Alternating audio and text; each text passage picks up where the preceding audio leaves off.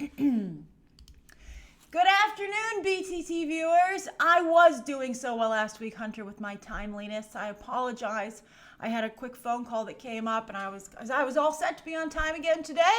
I was like, I'm on a roll. And then I got off the phone, and I was like, damn it, I'm 4 minutes late. And now it's by the time I sit down and get the stream going, I was 8 minutes late. I apologize. It's very difficult covering Game of Thrones. I'm having a great time doing it, but it's very difficult because, just so you know, I'm up till like 4 in the morning covering that. And so it's hard to get up and just get going the next day. It was really tough last week with the Spider-Man trailer. I was like, why today of all days? But luckily, today, nothing's happened. So Movie Math is almost done. It's filmed. It's like 2/3 edited. It will go up after today's stream, close to around 5 o'clock. So I'm very happy with it. I hope you guys enjoy it. So we do have some really, one very sad story to discuss today, but we have some good stories. The last minute I was saved with this Universal streaming story. I was like, whew, thank goodness, because it was looking a little bit light. But anyway, also I have an embargo. I'm not quite sure when I'm going to be seeing it because speaking of Game of Thrones, my Game of Thrones trip is messing up my ability to go to the screening. But the Aladdin embargo lifts the Wednesday before, May 22nd in the morning. I'm going to try and get it to see it in time to participate in that. If not, I'll have to review it Thursday evening. All right, so anyway, before we get to the 3 stories of the day, and then, of course, the 10 minutes of you can ask me anything that you'd like that we do at the end of every stream, let's do our usual, where are you streaming from? Hi, Felix. It's so difficult to balance lighting when they have bad weather.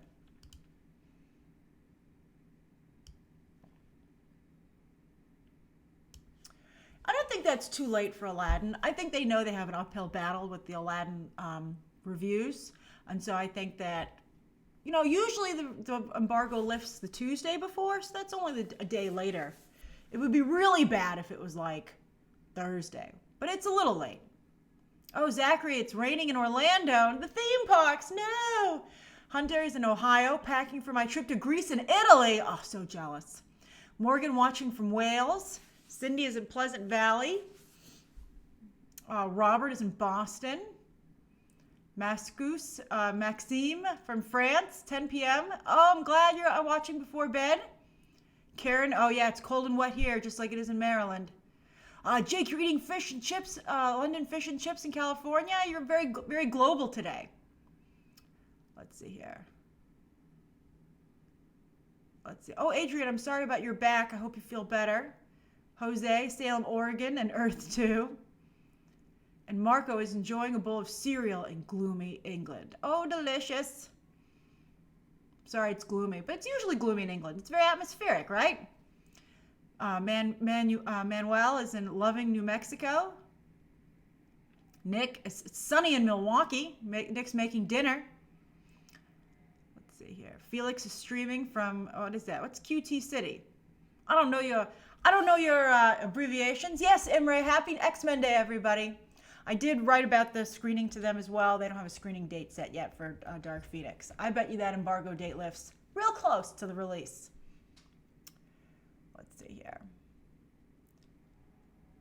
Oh, I'm glad Z says hi from Kuwait. Bryce, all done with finals in Tucson, Arizona. That's true. Summer is upon us. And Gabriel is in Houston, baby. Oh, I love it. All right, so let's get to today's 3 stories. And then, of course, we'll do the Ask Me Anything as we do every stream. Bam! Very sad to wake up this morning and see that Doris Day had passed away earlier. Doris Day, if you don't know who Doris Day is, how do you not know who Doris Day is? If you're all into movies, you should know who Doris Day is. She's a phenomenal talent. Doris Day passed away at 97. She had a very good run, Unfortunately, she was in pretty good health, her foundation says, until unfortunately she got a nasty case of pneumonia, which she could not beat. I was surprised that her wishes were to have no memorial service or funeral and not to be put in an unmarked grave. I was like, whoa, Doris Day. Like, Doris Day she was just such a cheery person. That was her persona. She had, I think, a little bit of a tricky personal life. She had 4 husbands. Unfortunately, it's her choice, but she had no children of her own. She adopted one of her husband's sons. And she really, pulled back from the public eye for quite some time. Her last legacy was animal protection, animal rights. But she a lot of people in Hollywood work very hard to stay in the public eye. Julie Andrews, for instance, people like that. Not the case with Doris Day. Really pulled back. But she's an incredibly talented individual. I think her best skills, she was a very good comedian and also, of course, a singer. Que Sera, Sera is one of her most famous songs from Alfred Hitchcock's The Man Who Knew Too Much. Fabulous movie, fabulous song. I particularly like her Rock Hudson movies. James Garner and Rock Hudson were 2 of her biggest male co-stars. My mother is a particular fan of her movies with both of them, and so I grew up on them, as I think many people have. Doris Day, I think that's why she's so well known. But I think what's particularly nice is that Rock Hudson was closeted in Hollywood, a little like Cary Grant, although Rock Hudson eventually had to come out of the closet. He was forced to because he was one of the first celebrities to contract the AIDS virus and to pass away from it. And Liz Taylor and Doris Day were both incredibly supportive of him. They could have backed off and been like, oh, no, we don't want to be involved with this. But they were wonderful. Very good friends of his till his tragic end, and very, very supportive of him. Doris Day was the biggest female star in the 1960s box office wise. She was like Julia Roberts. In the past, I've talked about a lot of actresses try to be sexy, but the girl next door, the woman next door, is actually the most potent box office formula. For instance, Julia Roberts and Doris Day are 2 of the only actresses ever to be a box office draw, whereas a lot of, quote unquote, sexy women come and go. So an amazing legacy. If you've never seen one of her movies, I highly recommend it. I would pick one of the James Garner, Rock Hudson ones, or The Man Who Knew Too Much, that Alfred Hitchcock one. She made some clunkers a little bit later in her career, but Doris Day's so charming, it's hard to go wrong with anything that she's in. So I'm a big fan, and I'm quite sad about her passing, but I'm glad that, as many of you also said, she had such a wonderful long run. All right, so that's the first story of the day. I believe if you get Turner Classic Movies, they're Sandra Bullock. You're right, Anna Ruda. That's another perfect comparison. Sandra Bullock is very similar to Doris Day. A better comparison, actually, than Julia Roberts. Thank you for that. If you get Turner Classic Movies, I think they're running a Doris Day marathon all day long in her honor, or certainly sometime this week. Go check it out. Let me see what they're airing tonight. I'll just do it for you right now. TCM schedule. Turner Classic Movies isn't as good as it used to be, but it's still pretty darn good. All right. They're not doing it today. What? Let's go find out where it is. You gotta do something for Doris Day. What the heck, man? I don't know if they're doing something for her. They don't have it on their website, which is kind of stupid. But anyway, you should definitely watch Doris Day's films. They're fantastic. Very, very important. All right, so that is the first story of the day. The second story, as I said, came very late.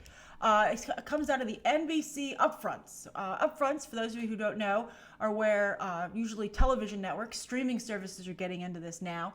It's where they sit down and they talk to the advertisers and they talk about their upcoming slate. And they're like, get excited to advertise on these shows. And so that's what it is. And so Universal, interestingly enough, decided to talk about their upcoming streaming service, and you'll see why in just a moment. But it's interesting. Now, everybody, of course, is getting a streaming service these days. Apple and Disney have already presented. Disney blew Apple out of the water. Warner Brothers is on the cusp of announcing officially. They're also supposed to debut in 2019. And Universal, NBC Universal, which is owned by Comcast, they are saying they're going to debut in 2020. They're the last up at bat. And some people are saying that, maybe that'll be good for them because they can see what everybody else is doing and decide what works and what doesn't. Now, 2 of the things that they announced today were a big deal. One is they said that some of their biggest shows will, quote unquote, come home.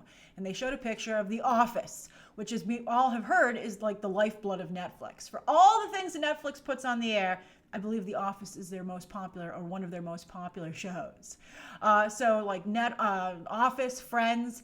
If Warner Brothers and Universal were to start calling these shows home, that would be a major problem for Netflix. I'm sure Netflix is on top of it, but I'm sure they're hoping the day is far away, but it's coming sooner and sooner.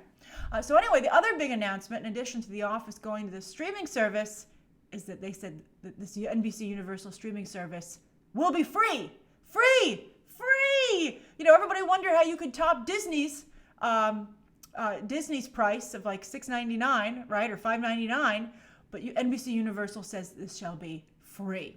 Now, how can they possibly run a free service without ads? The answer is they cannot. They will be running ads on this service. And in fact, that was one of the pluses, they said, because while all the other streaming services, they said, are shutting advertisers out, NBC Universal will be bringing advertisers in. I thought that was a pretty clever spin. If they can think of interesting ways to advertise things with pop-ups, maybe just a pre-roll, a little bit like on YouTube. There's like 1 or 2 ads that air on YouTube. It's not so bad. As long, Karen knows nothing is free. As long as there aren't ads that break up the show, I think that I would be okay with that. And it's very clever. It's a clever way to not push out advertisers who will be like, where can I advertise my wares if everybody's watching ad-free streaming? So, as long as it's not like Hulu, I think their ads are invasive. But if they can come up with really clever ads and they're the only game in town, I think it might be pretty interesting. And who's not going to get it? Because it's free. It's free to get it. So if they have good enough content on there, and again, it's free, why not? So I think it's interesting. I think it's a very bold move to go free. People are wondering, some people made jokes that someone might be like, after Disney, how'd you like to have it for free? But it seems like NBC Universal is not only serious, but it might have actually cracked it. I said not Hulu style ads, Adam, because I think Hulu ads are not good. I don't want it to interrupt the show. But if I have to sit through 1 ad or 2 ads before it starts, I'll go do some last minute things. I'll sit down while that's happening. I would be okay with it.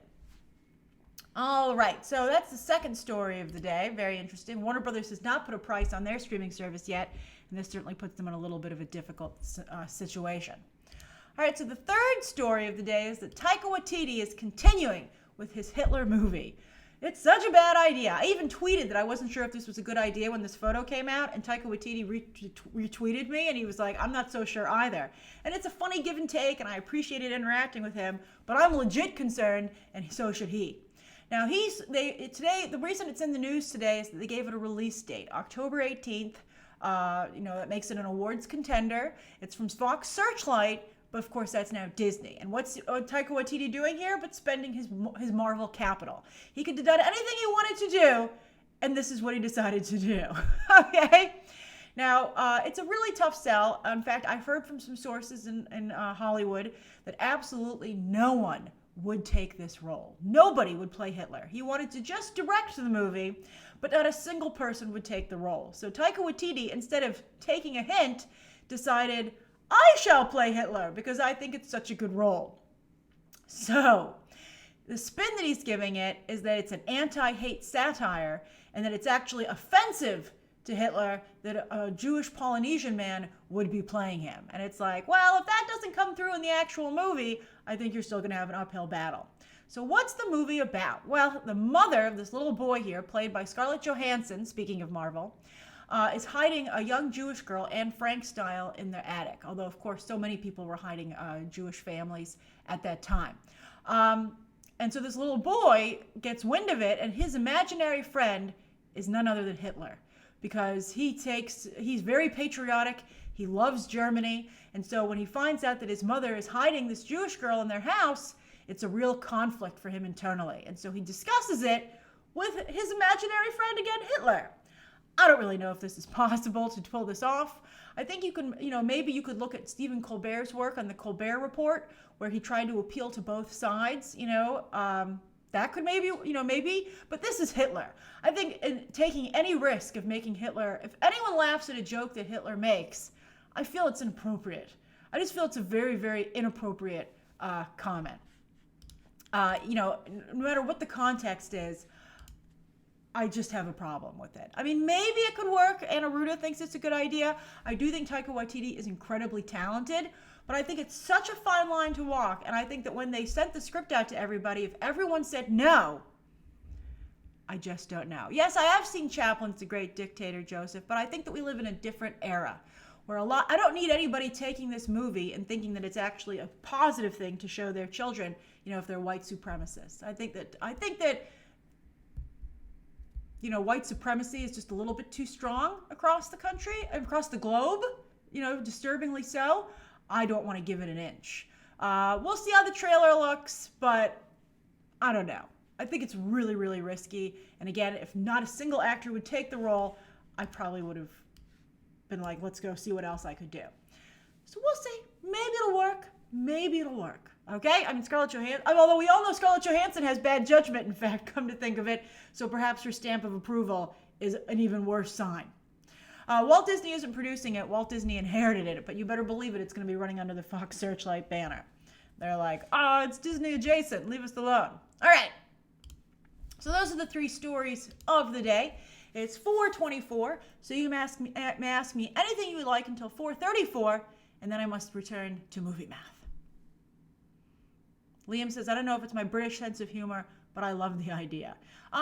British humor. I love British humor too. It could work, and it might indeed play better in Europe. But Europe has a huge white supremacy problem, so maybe that would be bad if it played well there.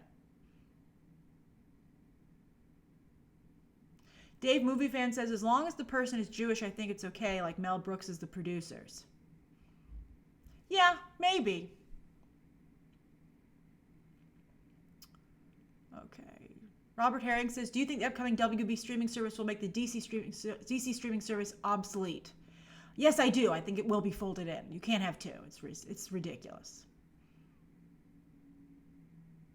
Oh, Felix, thank you. That's Quebec City. Good to know.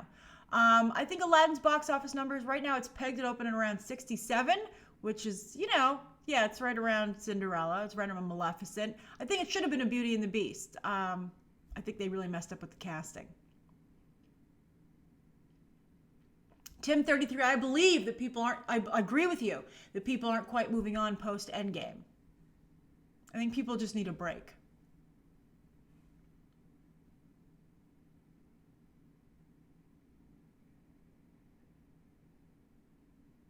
Wilson says, do you think Black Widow is only getting 1 movie or more? Let's see how that movie does, Wilson. I think that's the real answer to that question. But I think right now the game plan is probably just 1, probably a prequel. Based on the way they've talked about it, I don't think they plan on bringing Black Widow back. Which I would be okay with, considering she's not superpowered. Let's get She-Hulk in here. Joseph says, can Rocket Man be as big as Bohemian Rhapsody despite an R rating? I don't think it can be as big because it just seems so much like Bohemian Rhapsody. I have my press screening for that. That's actually on May 22nd, and I believe I can review immediately.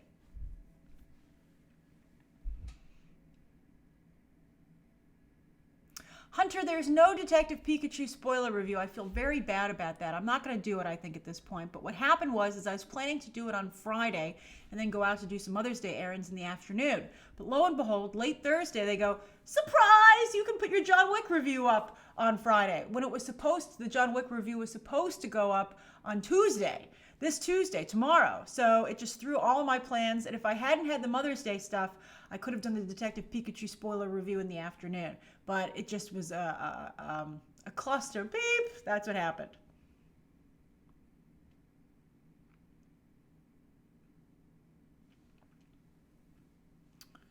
Let's see here.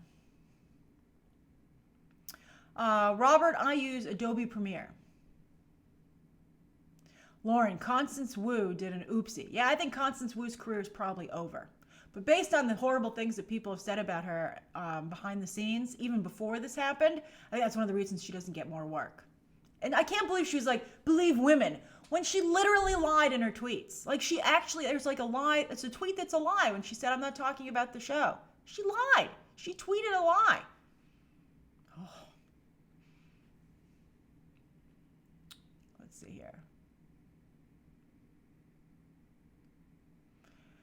Byron says, you were right about your feelings about Constance Wu. Yep, Constance Wu, Jessica Chastain, these people hang themselves. Like Jessica Chastain did today when I had a number of you tweet me and say, I understand why you hate Jessica Chastain now because of her comments on Game of Thrones again. She just can't help herself.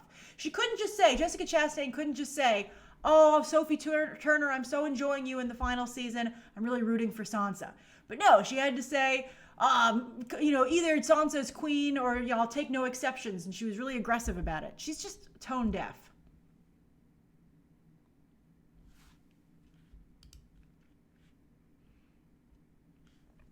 TJ Williams, I saw the Gotham finale. I did not enjoy it. I thought it was a wasted opportunity. My favorite color, Joey, that's an interesting question. I really like pink. I like red. I tend to look good in blue personally. I like a lot of colors.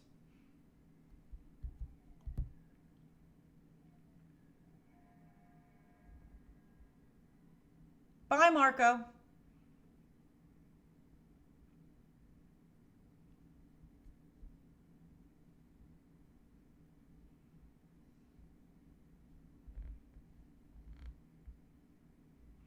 All right, we've got, I think it's 4:34 I said, right? So we've got 5 minutes.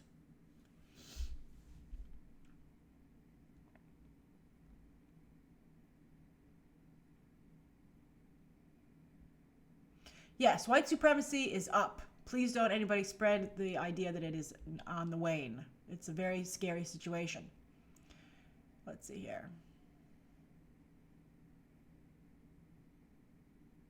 I stopped watching Veep, Sean. I tried to watch it at last minute because it was its final season, but they made Julie Louis-Dreyfus' character so incompetent, I just couldn't watch it. I thought it made female politicians or just women in business look so bad. I was really upset about it. Oh, thank you, Joey. I do like black. As a New Yorker, I do like to wear black. Patrick O'Donnell, I don't know about the Joker movie Oscar chances. As I've said, I've heard horrible things about it in the past, recently. I'm hoping that it's overcome them and its path to the screen. But I would, Joker, there's another shoe that has yet to drop. It might drop successfully, but we'll see. Adam says, do you think HBO's Watchmen will be a niche hit or will it become popular? I'm not sure. I think we have to see more. I feel like they really made a mistake with the teaser trailer, not making it clear that this was after the Watchmen movie. Because people were like, are you just retelling Watchmen? I don't remember any of those characters. Untamed Blizzard. The next viewing party will be Captain Marvel. The day it's released, I believe, on May 28th at 7 p.m. Eastern Standard Time.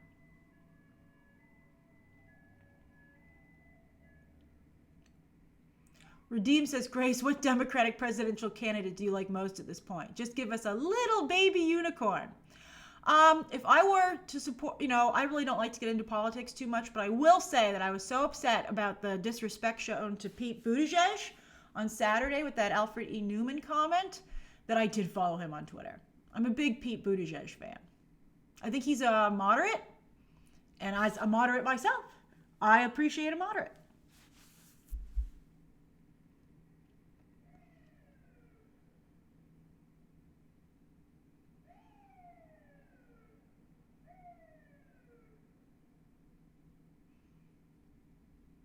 Four minutes.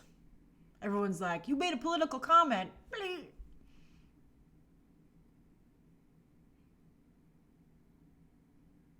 Emery says, It Chapter 2 looks so good. Why wait so long to release the first trailer? I think they weren't sure if they were going to do one or two movies from what I heard. I told you before that it might be It Chapter 2 and Chapter 3.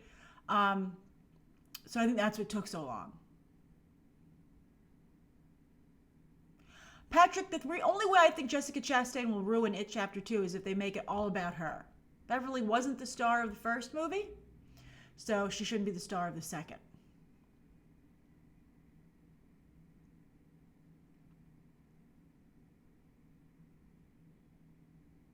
I'm glad you enjoyed the unicorn, Redeem.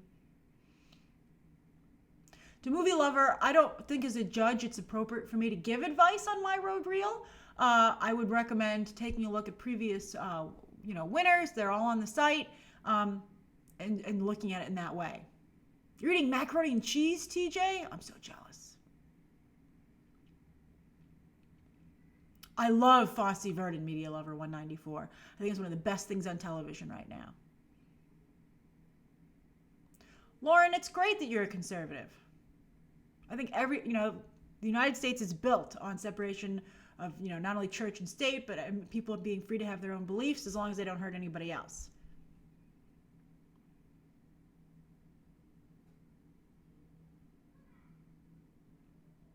I think Lucy Liu, Jonathan, is too TV at this point.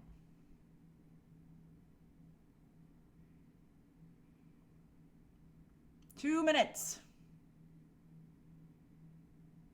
Rami Malek and Denzel Washington. That's going to be a lot of interesting speech patterns. I'm excited. Griffin says, do you think Feige is going to show Fantastic Four before X-Men? I think that you'll have a few X-Men popping up here and there. I don't think they're going to come through like their own team. But maybe, I don't know, the Fantastic Four is so derivative, as I said recently, from Lost in Space and The Incredibles. It's really tough.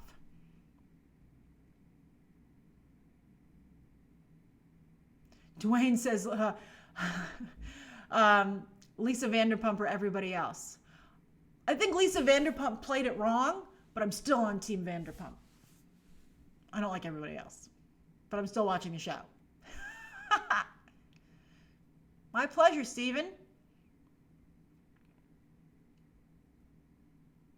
Adam says, is there any way that Game of Thrones can recover from last night? I don't think so. I got so upset about last night, and someone said, oh, I guess the spoilers were true. So I went and I was like, what spoilers? And so I went and I looked it up, and someone has posted basically how they think it's going to end based on some leaks. And since all the other leaks are correct, I tend to believe that these leaks are correct. And I think whoever is defending the show right now is going to feel really bad next week, just like people who defended Jamie were like, what? So if you want to know and you don't want to be too annoyed, go Google it and you'll probably find it. But I'm not going to ruin it for anybody. But it's surprising. I don't watch Vanderpump Rules. That's too reality show for me. All right, I must get back to movie math. Thank you, everybody, for joining me today. I had a wonderful time talking to you. We will stream tomorrow again at 4 p.m. Eastern Standard Time. And enjoy the rest of your evening. And again, Movie Math is coming very soon. All right, bye. Bye, everybody.